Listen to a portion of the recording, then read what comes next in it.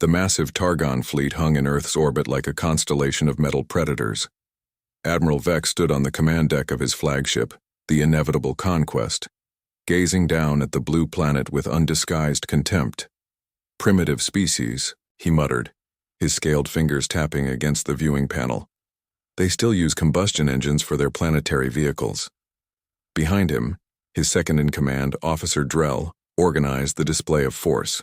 120 warships arranged in perfect formation, weapon systems glowing with barely contained energy.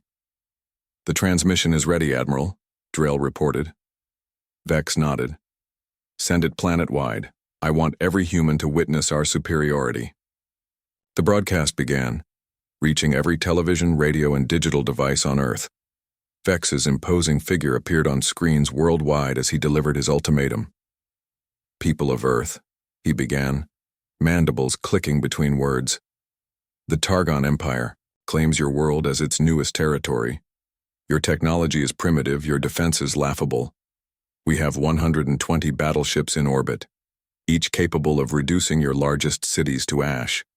Surrender immediately and serve as our vassals, or face extinction."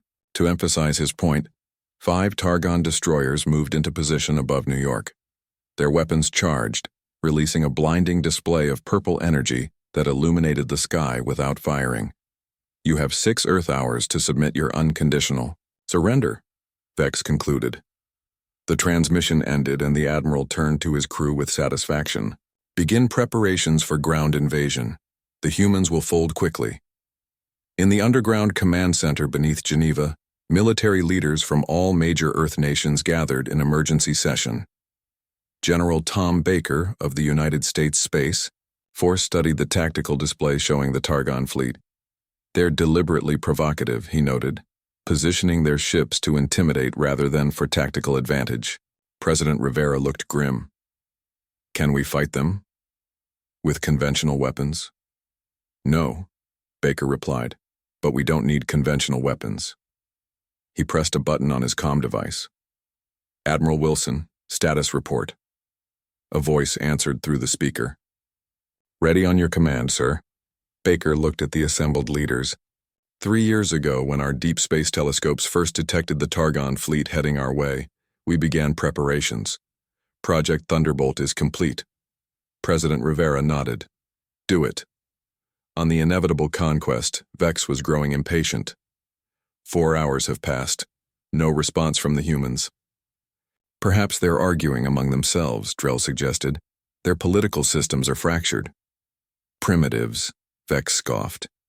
"They waste time with democracy while—" "Admiral," the sensor officer interrupted. "Spatial disturbance detected at the edge of the system." Vex frowned. "Show me." The main view screen shifted to display the outer reaches of the solar system. Space itself seemed to ripple and fold. Then tear. A massive portal opened, swirling with blue-white energy. And through it came a ship. Then another. And another. "What is this?" Vex demanded. The sensor officer's voice trembled. "Sir, we're detecting 50? No, 70. 150 ships, each approximately 3 times the size of our largest vessel." Drell stared in disbelief. "That's impossible. The humans don't have this technology." "Magnify," Vex ordered. The screen zoomed in on the lead vessel. It was enormous, sleek, and unmistakably advanced. Along its hull, painted in bold white letters, were the words, USS Defiance. "We're receiving a transmission," the communications officer reported. "From the human fleet." Vex swallowed hard. On screen, the image of a human woman appeared.